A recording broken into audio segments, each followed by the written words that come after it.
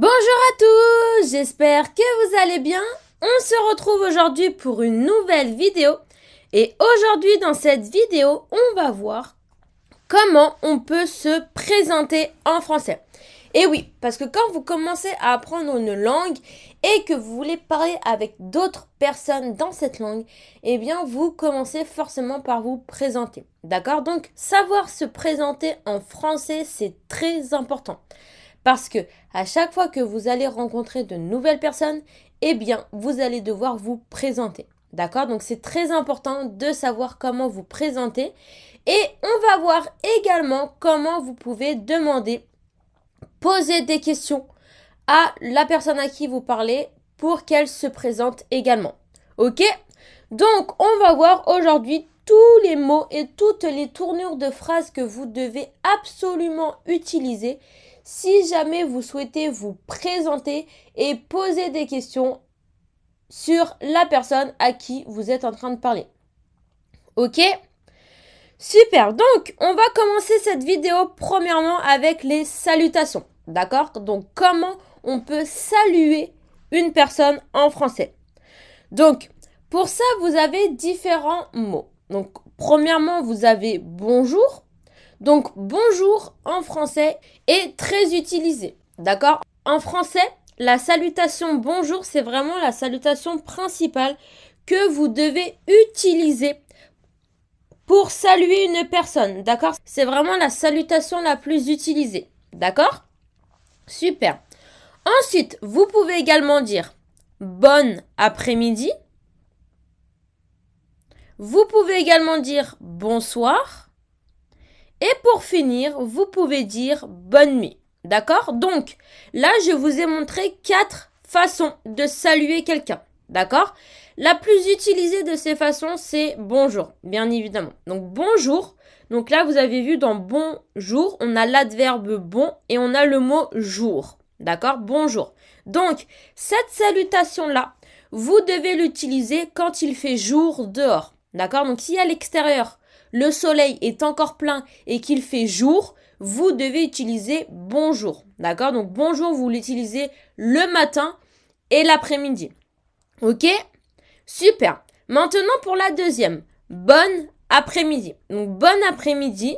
Là, vous voyez, on a le mot après-midi. D'accord? Donc après-midi, c'est tout ce qui va se passer après 12 heures. D'accord? Donc bon après-midi. Vous ne pouvez pas l'utiliser le matin, mais vous devez uniquement l'utiliser l'après-midi. D'accord? Autant le bonjour, vous pouvez l'utiliser autant le matin que l'après-midi. Là, il n'y a aucun souci. Du moment où il fait jour, vous pouvez l'utiliser. Et bon après-midi, par contre, là, vous devez l'utiliser uniquement l'après-midi. D'accord? Vous ne pouvez pas l'utiliser le matin. Ok? Super. Donc, on retient bien. Bonjour, on l'utilise matin et après-midi. Bon après-midi, on l'utilise uniquement l'après-midi. Ok? Super. Ensuite, le troisième, bonsoir. Là, bonsoir, vous allez l'utiliser quand il va commencer à faire nuit. D'accord? Donc ensuite, donc là, ça va vraiment dépendre du soleil. D'accord? Ça dépend pas du tout de l'heure, mais plutôt du soleil. D'accord? Quand il fait jour, vous dites bonjour. Quand il fait noir, vous dites bonsoir. D'accord? Super. Et pour finir, bonne nuit est à utiliser uniquement quand vous allez dormir. D'accord? Donc quand il est vraiment tard et que vous allez dormir, vous dites bonne nuit. D'accord? Ne dites pas bonne nuit pour saluer quelqu'un à la place de dire bonsoir. D'accord? Bonne nuit, c'est uniquement quand vous allez dormir. Ok? Super. Et voilà du coup pour les 4 utilisations en français. Donc les 4 sont très utilisés, d'accord? C'est vrai qu'on utilise beaucoup plus bonjour que bon après-midi pour saluer quelqu'un l'après-midi, d'accord? Mais sinon les 4 sont vraiment très utilisés et vous allez entendre les 4, ok? Donc retenez-les bien. Super. On continue maintenant avec les salutations pour dire au revoir à quelqu'un. Donc premièrement, on a au revoir, d'accord? Donc au revoir, attention à l'écriture, d'accord? C'est bien au plus loin revoir, super. Ensuite, on a à plus tard. Et pour finir, on a à bientôt. Donc, si jamais vous parlez avec quelqu'un et que vous partez, mais que vous n'êtes pas sûr de quand est-ce que vous allez revoir cette personne, eh bien, vous lui dites au revoir, d'accord? Si jamais vous partez, mais que vous allez revenir, donc dans ces cas-là, ça veut dire que vous allez revoir cette personne dans 1 heure ou l'après-midi, eh bien, vous dites soit à plus tard, soit à bientôt. D'accord? Donc, voyez bien la différence entre les trois. Si jamais vous n'allez pas revoir cette personne de sitôt, vous dites au revoir. Si jamais vous allez revoir cette personne dans quelques heures ou dans quelques jours, eh bien, vous dites à plus tard ou alors à bientôt. Ok? Super. Donc, ça, c'était 3 salutations pour dire au revoir à quelqu'un que vous devez utiliser quand vous partez. Ok? Super. On continue maintenant les salutations et maintenant on va voir comment on peut dire nice to meet you à une personne. D'accord? Donc pour ça, vous pouvez dire enchanté. Vous pouvez également dire ravi de vous rencontrer. Et pour finir, c'est un plaisir de te connaître. D'accord? Super. Donc là, vous voyez, j'ai utilisé 3 formules de phrases pour dire nice to meet you à une personne, d'accord? Donc, soit vous avez enchanté, ravi de vous connaître, c'est un plaisir de te connaître, ok? Super. Et voilà, donc c'est terminé pour les salutations. Super. On continue maintenant et maintenant, on va voir comment on peut demander à une personne comment elle va, d'accord? Parce que là, on l'a saluée, c'est super. Et bien maintenant, on va demander comment elle va, d'accord? Donc, pour ça, on va dire soit comment tu vas, ou alors comment ça va, ou alors comment allez-vous. D'accord? Donc là, vous avez 3 façons différentes de demander à une personne comment elle va. D'accord? Les 2 premières façons, donc ce sont des façons un petit peu familières. D'accord?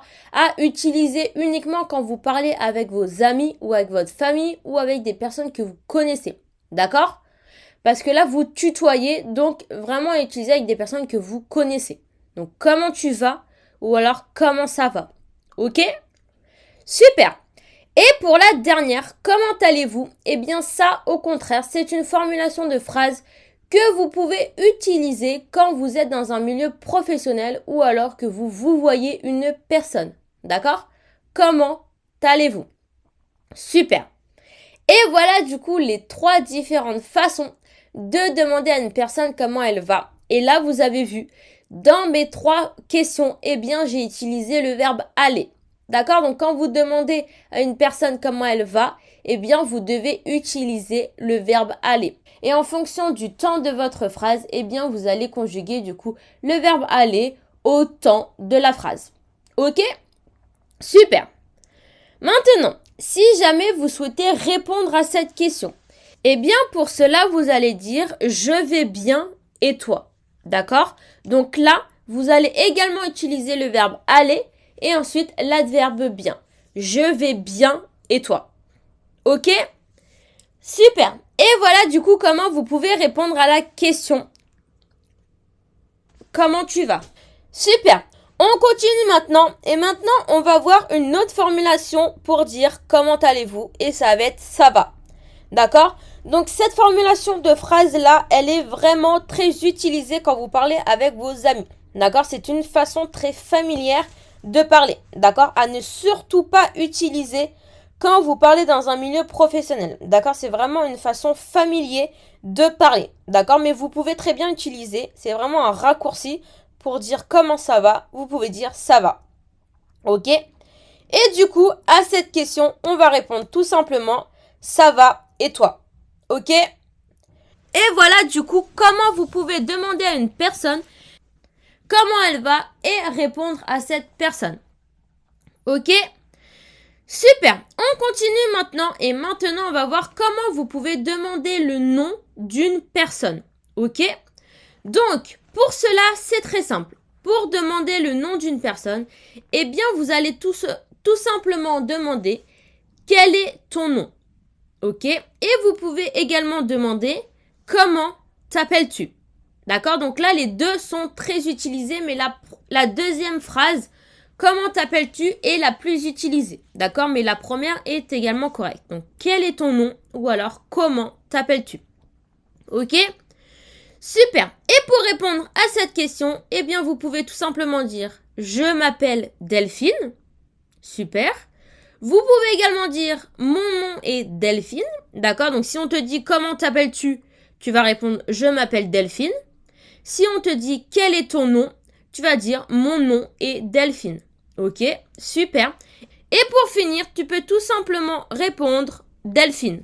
Ok? Donc là, tu peux répondre par ton nom aux deux questions. Il n'y a aucun souci. Ok? Super. Et voilà du coup comment tu peux demander le nom de quelqu'un et donner ton nom à quelqu'un. Super. On continue maintenant et maintenant on va voir comment on peut demander l'âge. Donc pour demander l'âge, eh bien tu vas tout simplement dire quel âge as-tu? Ok? Et tu peux également dire quel âge avez-vous? D'accord? Donc la première phrase là, je tutoie la personne.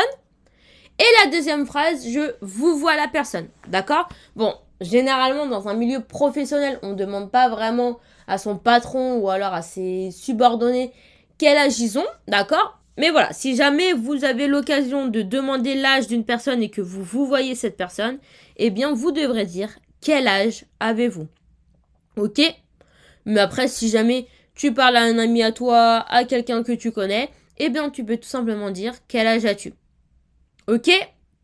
Super. Et maintenant, pour du coup donner son âge, eh bien vous allez tout simplement dire j'ai 24 ans. Donc là, vous allez utiliser le verbe avoir. Vous avez vu dans la question, j'ai utilisé le verbe avoir. Ok, donc dans la réponse, j'utilise le verbe avoir. Si jamais un jour on vous pose une question en français, mais que vous ne savez pas vraiment comment répondre, eh bien c'est simple. Pour savoir comment répondre à cette question, eh bien vous avez tout simplement juste à réutiliser les mots et les verbes qui ont déjà été utilisés. D'accord? Là, vous avez vu dans mes questions, j'ai utilisé le verbe avoir. Donc, si je ne sais pas quel verbe je dois utiliser pour répondre à cette question, eh bien je regarde le verbe utiliser. Dans les deux questions-là, j'ai utilisé le verbe avoir. Donc forcément, dans ma réponse, je vais devoir utiliser le verbe avoir. Ok? Donc voilà, ça c'est juste un petit truc pour vous. Si jamais un jour, on vous pose une question et que vous ne savez pas quel verbe utiliser, eh bien généralement, il faut réutiliser le même verbe pour répondre à la question. Ok? Super! Et voilà du coup comment vous pouvez demander l'âge à quelqu'un et donner votre âge. Ok? Super. On continue maintenant et maintenant on va voir comment on peut demander à une personne où elle vit. D'accord? Donc pour ça, tu peux soit dire où vis-tu ou alors tu peux également dire où habites-tu. D'accord? Donc là, pour demander à une personne où elle vit, eh bien tu peux utiliser deux verbes différents. Soit tu utilises le verbe vivre, où vis-tu, ou alors tu peux également utiliser le verbe habiter, où habites-tu. Ok? Là, les deux verbes sont corrects, d'accord? Et vous pouvez utiliser les deux verbes pour demander à une personne où elle vit. D'accord? Super. Maintenant, si jamais vous voyez une personne, eh bien, vous allez tout simplement dire où vivez-vous ou alors où habitez-vous. D'accord? Donc là, j'ai pris exactement les deux mêmes verbes et je les ai tout simplement conjugués à la deuxième personne du pluriel. Ok. D'accord? Super. Et voilà, donc retenez bien que si jamais vous voulez demander à une personne où elle vit, eh bien, vous pouvez utiliser deux verbes. Premièrement, le verbe vivre et deuxièmement, le verbe habiter. Ok?